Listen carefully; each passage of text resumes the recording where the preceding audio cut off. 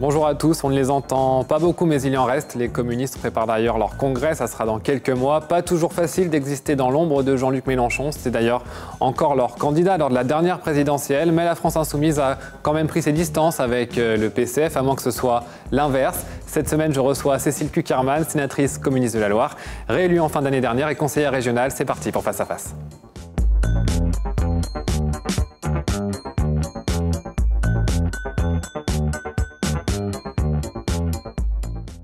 Bonjour Cécile Cukierman. Bonjour. On va parler des prisons, le personnel pénitentiaire qui n'est pas en grève parce que c'est interdit, mais qui proteste depuis plus d'une semaine maintenant. Ça fait suite à l'agression de plusieurs d'entre eux ces derniers jours par des détenus, souvent radicalisés.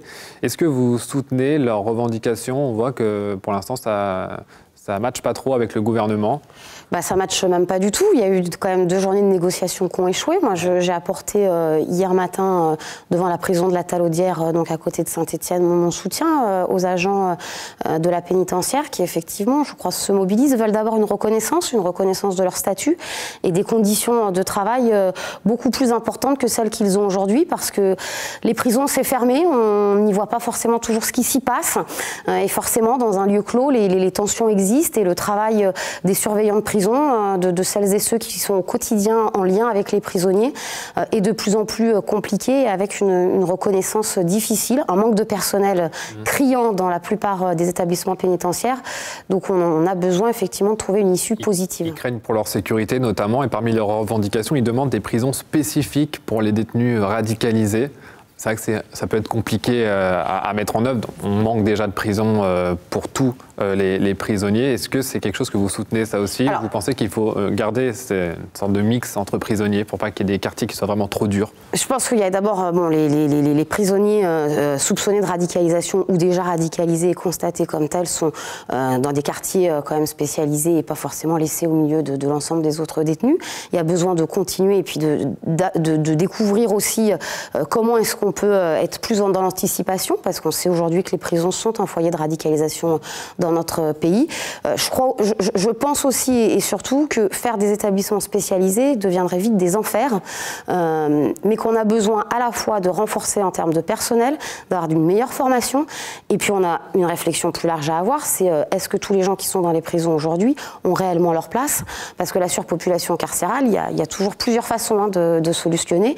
Il y a construire de nouveaux établissements, mais il y a aussi revoir l'échelle des peines et de sortie pour réduire aussi le nombre de détenus aujourd'hui. Plutôt partisane effectivement de réduire un certain nombre de peines qui aujourd'hui pourraient être réduites à des contraventions. Le gouvernement a menacé ce personnel pénitentiaire de sanctions. Est-ce que ça peut inquiéter? On sait que c'est un sujet, un domaine sensible quand même. Que des agents, alors certes ils sont sur leur lieu de travail parce qu'ils sont obligés, mais finalement ils n'assurent plus vraiment leur rôle le temps de la protestation. Le rôle d'un gouvernement, c'est pas de menacer de sanctions des agents publics qui aujourd'hui expriment leur colère d'une situation dans les prisons. Moi, pour avoir suivi dans le précédent mandat ces questions-là, qui est explosive et qui est explosive depuis plusieurs années. Le rôle du gouvernement aujourd'hui, c'est de ramener les uns et les autres à la table des négociations et de faire des propositions qui répondent aux attentes de l'ensemble des organisations syndicales de la pénitentiaire. Donc le rôle du gouvernement, c'est pas de menacer. Le rôle du gouvernement aujourd'hui, c'est de proposer et de répondre aux problèmes qui se posent dans notre pays. Plus généralement, il y a un malaise des policiers, des forces de l'ordre. On l'a vu ces derniers mois. Ils se sentent désarmés face à la menace islamiste notamment. Est-ce qu'il n'y a pas là aussi la faute à une partie de la gauche qui a souvent tapé sur les forces de l'ordre, qui a sali leur image auprès de l'opinion? C'est ça aussi qu'ils regrettent, qu'ils dénoncent? Écoutez, est-ce que vous avez conscience de ça? Moi, je suis une femme de gauche et je suis attachée, en tout cas, à ce que nous ayons une police nationale qui ait les moyens de travailler, qui a son autorité, les moyens de travailler au quotidien dans l'anticipation et la possibilité de désamorcer des problèmes avant qu'ils ne soient trop graves, mais aussi qui ait les moyens, quand il faut s'attaquer à la grande délinquance, au trafic aujourd'hui, qui d'ailleurs fragilise la vie du quotidien des femmes et des hommes qui vivent dans ces quartiers-là, qu'il y ait les moyens effectivement humains, les moyens d'être soutenus derrière pour aller jusqu'au bout des enquêtes et des arrestations quand cela doit se faire. Mais parmi les moyens, il y a donc ces soutiens et certains dénoncent une sorte de présomption de culpabilité sur eux qui fait qu'ils ne sont jamais vraiment sûrs d'eux dans leur tâche, ils ne se sentent pas forcément confortés. Est-ce que ça, vous le regrettez qu'une partie, c'est notamment le cas à gauche, mais je le regrette. Alors après, la question, on va dire, sur la police est, je crois, beaucoup plus large. Il y a tout à repenser sur qu'est-ce qu'on attend de la police dans notre pays et peut-être reprendre aussi ce dialogue avec l'ensemble des citoyens parce que c'est pas qu'une question de la gauche aujourd'hui. Aujourd'hui, c'est pas les militants de gauche qui font que quand les policiers arrivent dans un quartier sont caillassés et ne peuvent pas faire leur métier. Donc je crois qu'il faut que chacun garde sa responsabilité. Je pense en tout cas effectivement qu'avec des effectifs renforcés, des équipes plus et mieux formées, sans dire qu'elles ne le sont pas aujourd'hui, dans un dialogue permanent avec la population, éviterait aussi ce sentiment de peur, de pression. J'ai envie de dire qu'il n'y a pas qu'un sentiment de peur, parce que, vous l'avez dit, on constate quand même régulièrement des agressions à l'égard de policiers, mais on pourrait également parler de pompiers, de femmes et d'hommes qui viennent quand même protéger, sauver les habitants. Allez, on va rentrer dans le vif du sujet de la politique. Vous êtes membre du PCF. Est-ce que vous souhaitez que Pierre Laurent soit reconduit à la tête du Parti communiste français lors du prochain congrès ? Écoutez, je crois que ça va être d'abord le débat de préparation du congrès qui aura lieu à l'automne. Donc on va éviter de trancher les débats maintenant.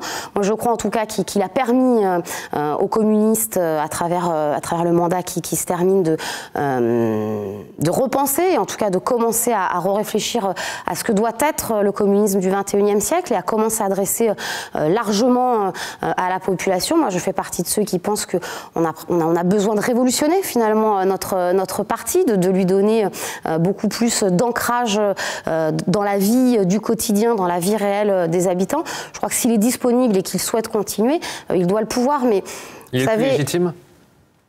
D'abord, pour l'instant, il n'y a pas d'autres candidats, donc j'ai envie de dire il est légitime parce qu'il a envie de poursuivre. Je vous rassure, je pense que peut-être qu'il y en aura d'ici là, il y a encore quelques mois. Et puis, je pense, moi, ce que j'attends du Congrès, au-delà de la question de quel homme ou quelle femme dirigera ou pas le Parti communiste français, c'est que nous allions sur les débats de fond, d'avoir effectivement une direction qui puisse répondre aux communistes dans l'ensemble de notre pays. Il y a une fracture au sein du Parti communiste. Alors, il y a des débats politiques, mais par contre, je crois aussi qu'il y a le sentiment dans beaucoup de départements, parfois, malheureusement, de ne pas être suffisamment entendu et être pris en compte. Voilà. Mais nous sommes dans une situation politique aujourd'hui compliquée, à gauche comme à droite, donc je veux dire, chacun a ses propres difficultés aujourd'hui. Je ne sais pas s'il y a un malaise chez les communistes, il y a en tout cas le sentiment de ne pas avoir été suffisamment entendu, de ne pas avoir suffisamment marqué.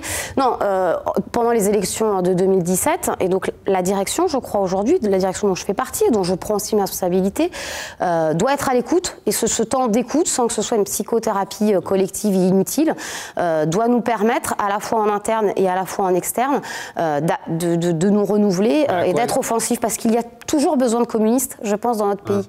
Mais à quoi est-ce que c'est dû cette problématique? C'est à cause des méthodes, peut-être trop ancestrales, ou c'est quoi cette coupure? Je crois qu'on est comme beaucoup de partis où la société a évolué. Parfois, nous ne l'avons pas vu évoluer ou pas suffisamment anticiper ces évolutions et que donc nous avons besoin aussi de nous renouveler, d'ouvrir grand les portes pour qu'il y ait aujourd'hui des femmes et des hommes qui viennent au Parti communiste et qui donnent leur avis et qui s'engagent, qui s'impliquent effectivement. Mais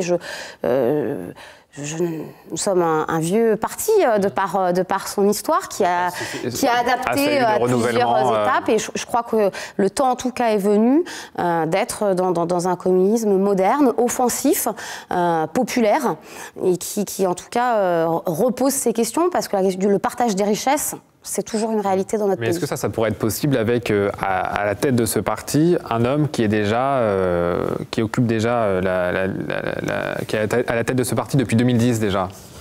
Oui, parce que je pense qu'on n'est pas d'abord diriger un parti, ça prend aussi du temps. Je crois qu'il y a besoin de s'installer, il y a besoin de construire ses équipes. Oui, mais il y a besoin d'être reconnu. Que vous-même, oui, mais ça ne se joue pas sur 8 ans. Quand je vous parle, quand on est sur la problématique de comment les années 80-90 sont passées, je crois. Donc on a besoin aussi de stabilité. Et alors c'est toute la difficulté. Oui, aujourd'hui les choses vont de plus en plus vite, mais le zapping en politique n'est pas forcément gage de réussite et d'efficacité. Le PCF a aussi le problème qu'il est effacé par Jean-Luc Mélenchon. Est-ce que c'est dur d'exister derrière un tel personnage ? Écoutez, moi, ça ne m'empêche pas de vivre. Je n'ai pas le sentiment de ne pas exister dans mon département et au niveau de la région dans l'exercice de mes mandats. Je pense qu'on a un personnage... À gauche, on pense à Mélenchon. Voilà. Mais écoutez, moi, je ne me définis pas comme étant à la gauche de la gauche, je me définis comme étant à gauche et je crois qu'on est plusieurs aujourd'hui à s'interroger, issus de formations politiques différentes sur qu'est-ce que la gauche dans notre pays et ce qu'elle doit apporter. Je crois que le personnage de Jean-Luc Mélenchon, de par aussi le jeu de l'élection présidentielle et de l'hyper-personnalisation médiatique et populaire qu'amène cette élection, a effectivement beaucoup occupé. Je crois que ces derniers temps, on l'entend quand même aussi un petit peu moins et que, vous savez, un quinquennat, ça dure 5 ans. Donc il y a le temps des élections, puis après il y a le temps du travail, il y a le temps de la réalité, il y a le temps de la proximité, de ce qu'on construit et de ce qu'on fait avec les populations. On entend beaucoup de critiques de la part des communistes, de Jean-Luc Mélenchon. Est-ce qu'il n'y a pas finalement une part un peu de jalousie quand même ? Puisque c'est vrai que c'est lui qui occupe toute la lumière. Je pense que Jean-Luc Mélenchon a suscité et redonné de l'envie et de l'appétence à travers l'élection présidentielle de 2012 en redonnant justement ce souffle d'un candidat qui permettait de rassembler, d'élargir et d'apporter, compris en termes de résultats, un certain nombre de choses. La création du Front de gauche a amené ces réponses-là. Nous sommes aujourd'hui en 2018, donc voilà, il faut suivre. Je pense qu'aujourd'hui, cette attitude qui a été la sienne et qui n'a pas été la nôtre, puisque jusqu'au bout, nous avons cherché à trouver les possibilités d'un rassemblement très large. Mais cette attitude qu'il renvoie aujourd'hui, en tout cas, de vouloir faire seul, et j'ai envie de dire un peu qui même me suivent, est forcément déplaisante et elle ne plaît pas aux communistes.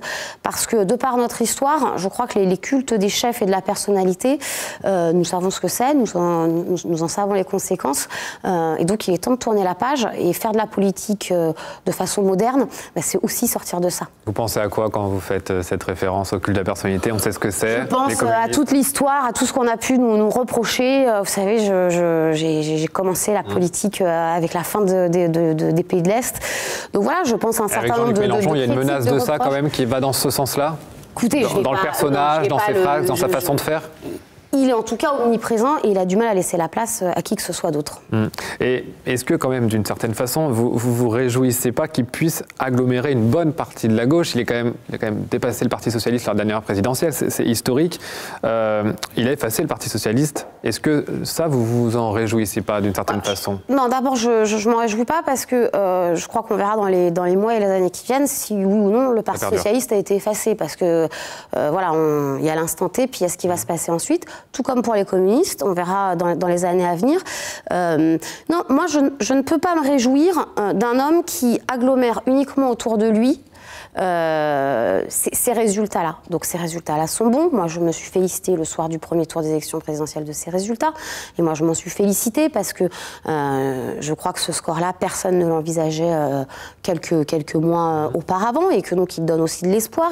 Il témoigne de l'envie quand même d'une partie de la population française à s'engager et à bousculer pour changer la société. Mais quand vous voyez le personnage, ses actions, son actualité depuis qu'il est parlementaire, ça fait souvent parler de lui, mais pas forcément pour les bonnes choses. Moi, si vous voulez, j'ai jamais fait de la politique et j'en fais depuis 15 ans à coups de petites phrases et d'existence personnelle. Voilà. Donc c'est peut-être beaucoup plus besogneux, c'est peut-être beaucoup plus trahilleur.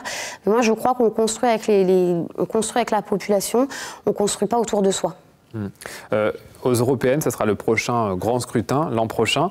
Est-ce qu'il faut faire alliance avec la France insoumise ou par exemple parce que c'est Jean-Luc Mélenchon, c'est pas possible, vous vous dites que c'est pas compatible? où il y a Benoît Hamon aussi. La question des alliances, d'abord en politique, c'est qu'il faut être plusieurs pour en faire. Hein, donc c'est comme aux élections législatives, c'est-à-dire qu'on peut vouloir, et puis après, si on fait, c'est comme quand on se marie, c'est-à-dire qu'à un moment donné, si les deux ne disent pas oui, il n'y a pas de mariage. Donc la question des alliances, elle est aujourd'hui posée. Moi, ce que je retiens quand même de la séquence de 2017, et au-delà d'ailleurs de ce qui a pu se passer à gauche, à En Marche ou en droite, il y a une volonté de dépasser ces alliances à l'ancienne, d'en haut, où parce que je pèse tant, parce que tu pèses tant, parce que ceci, toi, tu as tel candidat, tu as la première, la deuxième, la troisième. C'est inéluctable, c'est un scrutin de liste. Non, mais, donc sortons de ces logiques-là. On a 1 an et demi, une année, on va dire, pour construire cette élection. Prenons le temps de la construire sans naïveté et essayons de rassembler le très largement possible. Et posons la question sur quel projet européen, de quelle Europe Est-ce que votre projet européen est compatible, par exemple, avec celui que prône Jean-Luc Mélenchon, qui est devenu quand même assez anti-européen? Mais pas plus, pas moins que ce que peut dire aussi Benoît Hamon sur son désir de toujours plus d'Europe. Donc si on en reste aux petites phrases, on peut toujours avec des petites phrases trouver tout ce qui va nous diviser. Est-ce que sur le fond, on a globalement et collectivement, et au-delà même d'ailleurs des gens qui aujourd'hui peuvent être engagés, une volonté de dénoncer cette construction européenne qui impose et qui réduit la souveraineté nationale et qui aujourd'hui fait du mal quand même dans le monde du travail? Luc Carvounas, qui est candidat pour prendre la tête du PS, lui se dit favorable au retour de la gauche plurielle. Est-ce que ça justement c'est pas un peu vieille tambouille politique? Mais écoutez, la gauche plurielle, mais c'est ringard. Vraiment, je veux dire, moi c'est bien, ça me renvoie 20 ans en arrière, j'étais jeune, tout allait bien dans ma vie. Mais je veux dire, je crois qu'on a besoin d'innover, on a besoin d'inventer. C'est quoi? Moi, ou alors on n'a pas vécu la même année 2017 avec ces gens-là. Moi au-delà des résultats, je le redis, ce que je retiens, c'est quand même une partie de la population qui a tourné le dos à la vie politique, une partie de la population qui veut faire du neuf. Alors, on parle d'Emmanuel Macron, il était à Davos cette semaine, c'était pas forcément le rendez-vous de la gauche. Non. Et ça n'a pas non plus été celui de la droite, contrairement à ce qu'on aurait pu penser. Le président a montré que il a appelé directement les dirigeants à notamment moraliser le capitalisme. Qu'est-ce que vous en avez pensé? C'était une bonne surprise, d'une certaine façon? Je pense que c'est quand même un petit peu se fiche du monde, parce que quand on voit le projet de loi de finances qui a été voté donc à la fin de l'année 2017, les avantages qui sont faits aux plus riches, hein, c'est-à-dire que là je passe sur pauvres et riches, aux plus riches de notre pays, à son soutien au capitalisme financier, pas à l'industrie de proximité.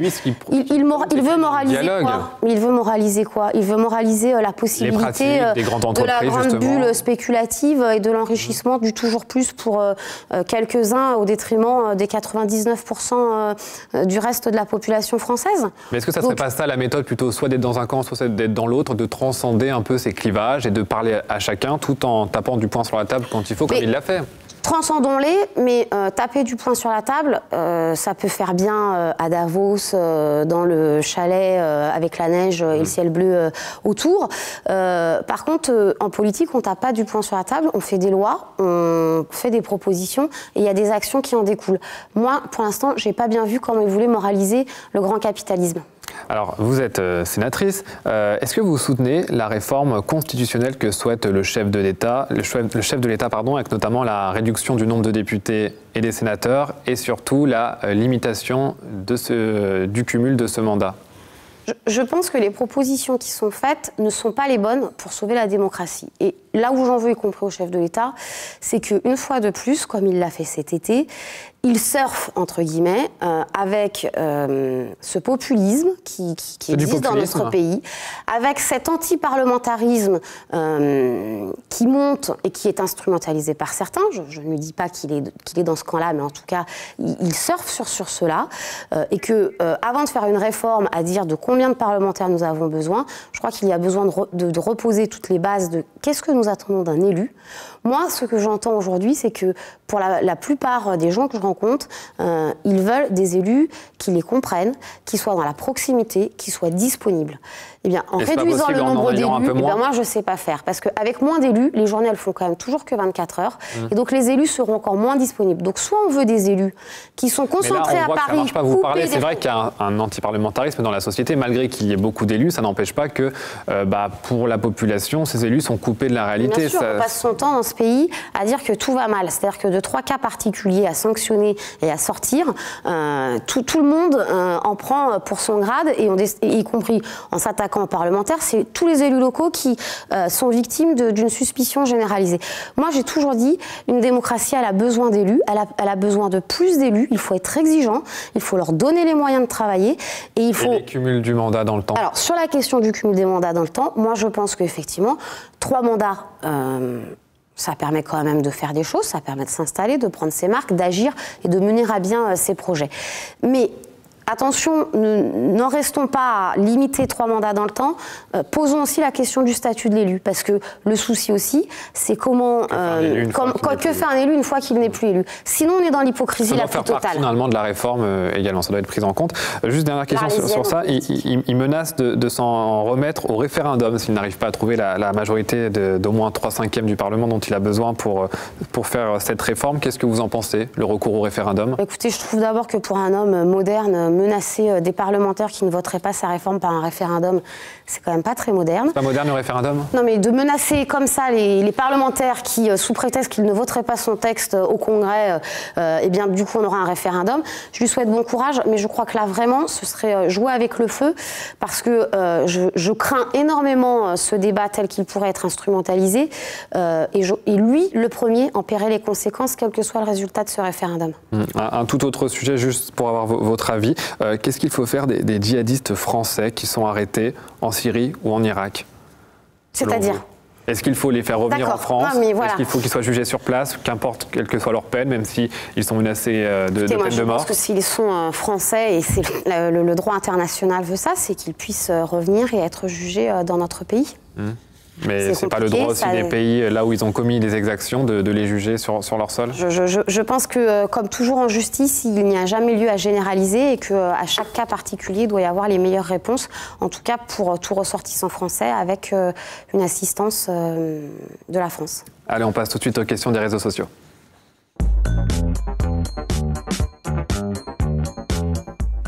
Qu'est-ce que vous pensez du média, cette web télé lancée par l'entourage de la France Insoumise? Alors tout d'abord, j'ai pas eu l'occasion encore de la regarder, donc je vais voilà. Dans l'idée, dans le principe? Dans le principe, c'est l'utilisation effectivement de ces nouveaux moyens de communication. Après, de ce que j'en ai entendu, lu, hein, donc voilà, c'est pour ça que je le précise. Faut faire attention à ce que ça ne devienne pas, que ce soit vraiment une télé où le débat existe et où le pluralisme y soit. Vous y croyez? Parce que c'est vrai qu'eux, ils se vantent tous d'être indépendants, neutres, etc. Bon, ils viennent beaucoup, en tout cas, dans les fondateurs viennent de la France Insoumise. Il n'y a pas beaucoup de monde qui est dupe. Voilà, je crois qu'on verra, et on verra avec le temps. On va pas les juger. Est-ce que c'est pas dangereux dans une période où c'est vrai, on parle beaucoup des fake news, la population ne sait plus trop faire la différence entre ce qui est une information, ce qu'il voit sur les réseaux sociaux. Je crois que le plus dangereux, de s'appeler comme un média, voilà, quand on vient d'un parti. Le plus dangereux, c'est peut-être ça, c'est-à-dire de faire croire qu'on est un média indépendant quand on ne l'est pas, et que, mais au-delà de ça, la question des web télé aujourd'hui, elle repose aussi, voilà, la presse est un média, mais tous les médias ne sont pas la presse. Un mot de la loi bioéthique qui est déjà en débat, qui cristallise déjà pas mal les tensions, mais les inquiétudes. Alors, la GPA n'en fait pas partie, mais pourtant, tout le monde en parle. Sur la PMA pour toutes les femmes, sur la GPA, vous, quelle est votre position ? Écoutez, moi, j'avais défendu la proposition sur la PMA et donc son élargissement à toutes les femmes. Je crois qu'aujourd'hui, la loi doit aussi accompagner les évolutions, et donc on peut se nier toutes les réalités. On peut continuer de penser que les femmes aillent en Belgique ou ailleurs pour se faire inséminer, mais c'est une réalité. Je crois que sur la GPA, la question, et j'en avais parlé avec beaucoup d'associations à l'époque, mérite d'être posée jusqu'au bout. Il y a des cas aujourd'hui qui sont des réalités. Moi, je suis quand même très attachée à ce que la femme ne devienne pas un objet pour acquérir un enfant. Et ça le sera forcément, voilà. Si la GPA... j'ai quand même ces doutes aujourd'hui sur la légalisation, entre guillemets, hein, la reconnaissance de la GPA. C'est aussi arriver à faire que la femme ne soit plus qu'un ventre porteur. C'est Jean-Luc Mélenchon qui a eu ces mots aussi. Si nous acceptions la GPA demain, on ferait de la vente d'organes, on paierait les transfusions sanguines et ainsi de suite. Est-ce que c'est quand même pas des mots choquants pour les personnes? Parce qu'il y a des personnes qui ont déjà fait des GPA à l'étranger et qui sont français, qui sont revenus vivre en France. Est-ce que vous comprenez que l'argument puisse choquer, par exemple? Je pense que ça peut choquer, je le comprends, et c'est pour ça que je fais très attention aux mots que j'utilise sur ce débat-là. Je crois que c'est un débat en tout cas très sensible. J'entends à la fois ce besoin d'être parent, mais effectivement, il n'y a pas de droit à l'enfant. Et la question éthique, là, est plus que jamais posée. Et ayons un vrai débat sur cette question-là. Mais moi, en tout cas, je ne pourrais pas me satisfaire que le ventre d'une femme soit simplement utilisé pour les enfants des autres. On va revenir au Parlement avec une image qui a beaucoup fait parler cette semaine, un hémicycle quasi vide à l'Assemblée nationale pour les 50 ans du traité de l'Élysée, 55 ans pardon, alors qu'au Bundestag à Berlin, les députés allemands étaient eux au complet pour écouter François de Rugy qui avait spécialement fait le voyage. C'est une image choquante, c'est vrai que c'est un traité qui n'est pas... C'est pas un petit traité non plus. C'est pas un petit traité. Oui, c'est. Cette différence entre les deux images était quand même assez cruelle. Écoutez, c'est surprenant. Si j'étais un peu taquine, et comme je le suis, je vais le dire. Je trouve qu'on a tellement entendu dire qu'avec cette nouvelle majorité à l'Assemblée nationale, les choses allaient changer. Finalement, elles ne changent pas beaucoup. Et une dernière question, est-ce qu'une femme à la tête du PCF, ça rajeunirait peut-être le parti ?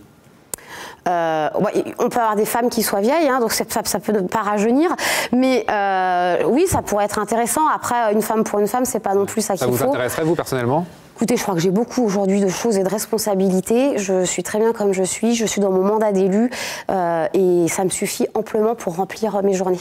Merci beaucoup Cécile Cukierman d'avoir été mon invitée dans Face à Face. Tous vos replays sur tlm.tv et sur les réseaux sociaux avec le hashtag Face à Face. Très bonne semaine à vous.